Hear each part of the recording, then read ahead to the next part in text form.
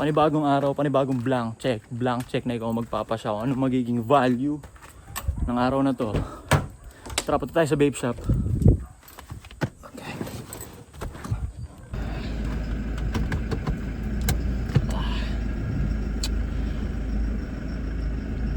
Naka-offend na naman tayo ng community sa hindi malaman na dahilan. Diba?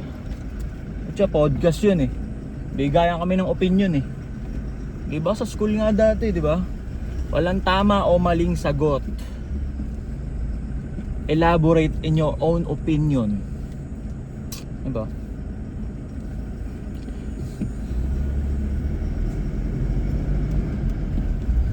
Diba? Di naman tayo pare-pares ng shape eh.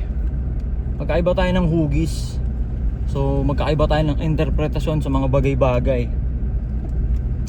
Ako sinabi dun na wala akong sinabing offensive dun. Sadyang malambot lang kayo. Sadyang 2025ish kayo. Konting gibot offended. Nagbibiro ako, joke yun. Mas maraming puno mas maraming bakla kaysa sa puno.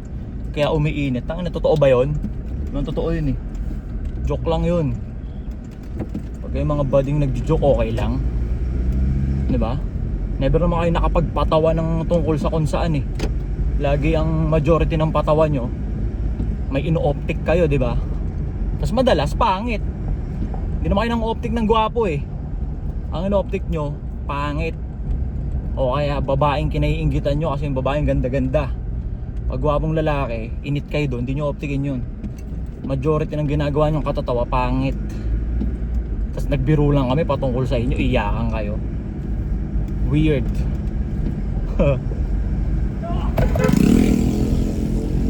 Anyway, papunta tayo ngayon sa Pangit Lives Matter HQ. Kuha lang tayo ng mga ipanti-tiktok natin. Yeah. Long time no? Long time na di tayo nakapaganto. Pero back on track na tayo. Daily sagad ulit. Yeah, nakagarahe yung Facebook page. Kasi may 5 ng violation yun. Yung content ko sa kanila, yung reels, hindi naman siya naka-violate eh. Yung tungkol dun sa punot bading. Grabe naman yan, bossing ko. Halimaw. Ay, ito. Ha? Oo. Ano sinasabi ko? Yung Facebook page, nakagarahe yung Facebook page. Tapos yung content natin, yung reels na ginawa ko, yung tungkol dun sa bading, 3 lang gender, mas marami pang bading kaysa sa puno. Hindi naka-violate yun. Kasi ultimo yung system, yung algorithm, hindi naman siya ganun ka-sensitive. Kasi wala naman akong sinabing foul doon. 'Di ba? Kaya ako boarding. Kaya ako siya in-unpublish kasi kulang-kulang 500 mahigit na yung videos ko doon. Ang gagawin niyang mga yan, ire-report lahat. Ang sisipag nga niya mga yan, mag-i-scroll yan, re-report lahat 'yun. Parang inaalatsambahan nila eh. Sa mga past videos ko, 'yun, doon ako diskumpiyado. Sure may mga nasabi ako dun sa mga videos ko last year, last month. O pag yun yung natsambahan nila, 5 na yung violation nun eh. Pang-6, putang ina, baka masuspend yung monetization. Kaya nan-publish natin.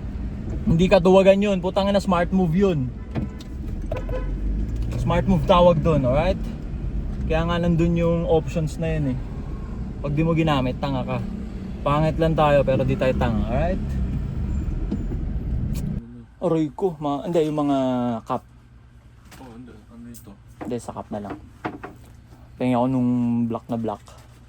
Hindi lahat. Oh, meron ako nung version 1 ng burger doon. Yung pula, tsaka blue meron ako doon. Bali, pengi ako ng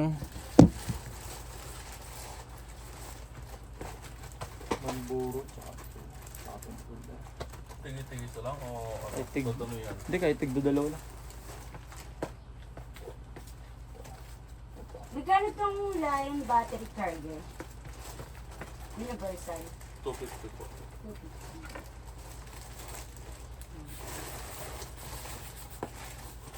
Ano karakter kayo? Magkano din yung cup? 1.8. Ito yung kay malupiton to eh. Hindi ko dala yung isa kong 2.5 sa akin. Nangunguleksin kasi ako ng ano. Ano yung bestseller mo dyan?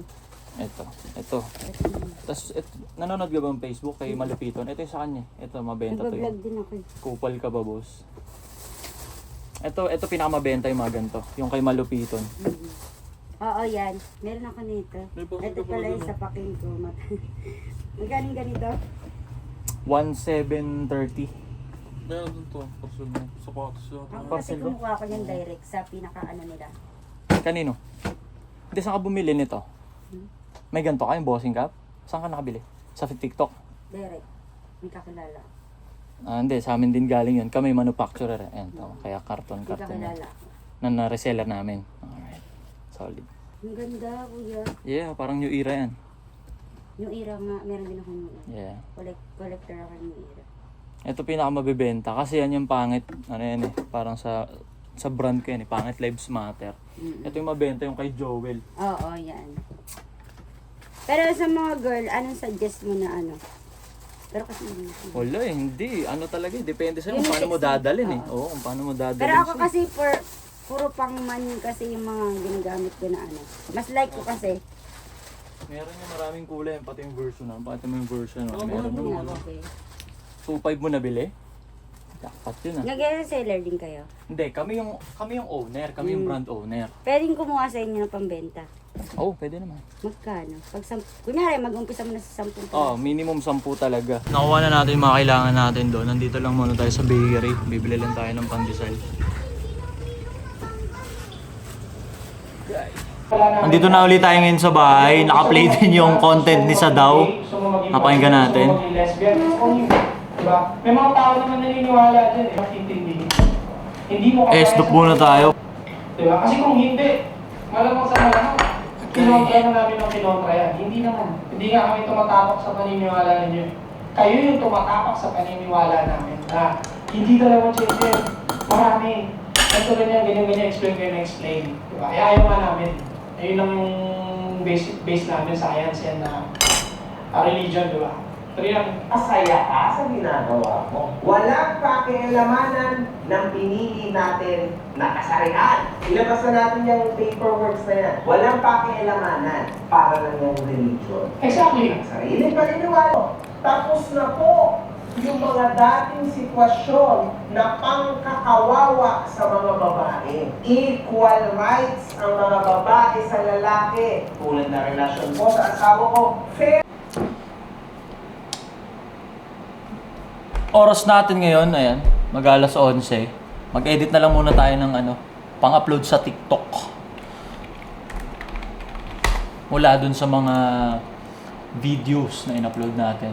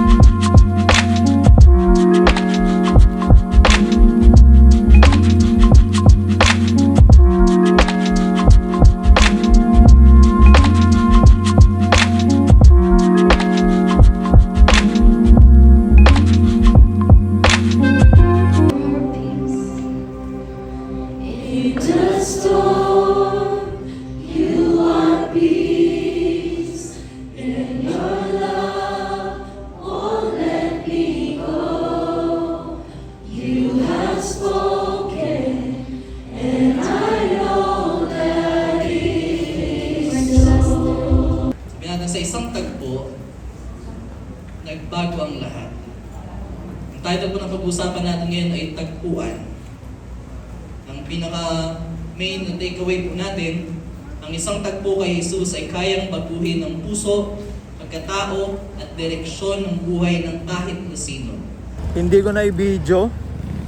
Nagsimba ako, nag-prep ako para magsimba. Pagtingin ko sa oras, anong oras na pala po? Linggo na nga pala. Yun ang isa sa mga problema pag sa mga grindset mindset type shit ko eh. Di mo alam anong araw na. Minsan nga di mo alam anong month eh. Grabe yun, nangusap sa akin. Grabe yun. Tara, balik tayo. Pauwi na tayo pero S-dup muna tayo dito sa isa mga paborito kong turo-turo ba. Kanin tas ulam. Wala si Wada. Namiesta si Wada dun sa Camarines sa North Caloocan.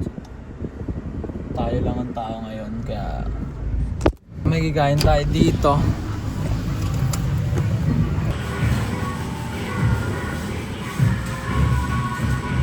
Okay. Let's go.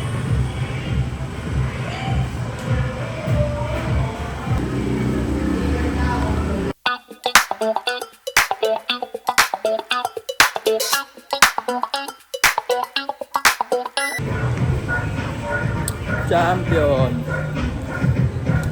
Kaso lang sobrang sarap, napapadami ako ng kain doon. Bundat, antok. Tara. Dito na tayo sa bahay, di ako nakapag-video par. Umuulan, lakas. Aray ko. Aray ko na ulan. Aray ko, lunod na naman to, panigurado na mag-start. Lakas ng ulan par. Boom! At time check. Ayan, alas 6 na ng hapon. Nag-edit ako ng Siargao Vlog, part 1. Ayan. Uploaded na rin. Stay, mandyan lang. Handyan kami sa Tapos naka-off comment yan, syempre. Alam mo, grabe. Off comment yan kasi memories namin ni Wada to eh. So, hindi ako papayag na madungisan yung comments niyan. Kaya naka-off comments, alright? Siguro TikTok tayo. Alas 6 pa, maba pang araw. Hanggang 10 PM ang limit natin. 10 PM natulog na tayo, alright? Alas 6 pa lang, may 4 hours pa tayo. TikTok tayo, tara. Time check, di ko na na-i-video pero nakapag-TikTok na ako doon. Alas 8 na ng gabi, meron pa tayong 2 hours para mag-edit. Papasa na tayo ng mga files. Pero mas maganda mo Edit na tayo. Kaysa pusa. Marami na akong pinag-aawayan mga kaibigan ng pusa, aso. Aso talaga. Huwag na tayo maglokohan. Sino ang dog lover dito?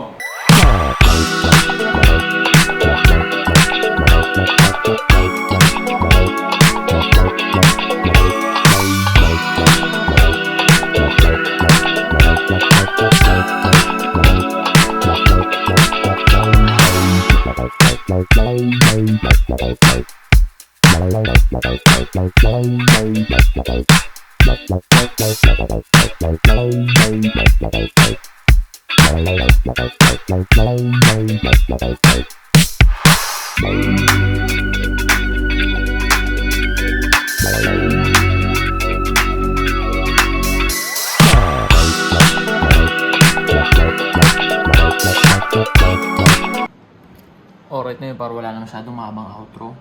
Bukas ulit.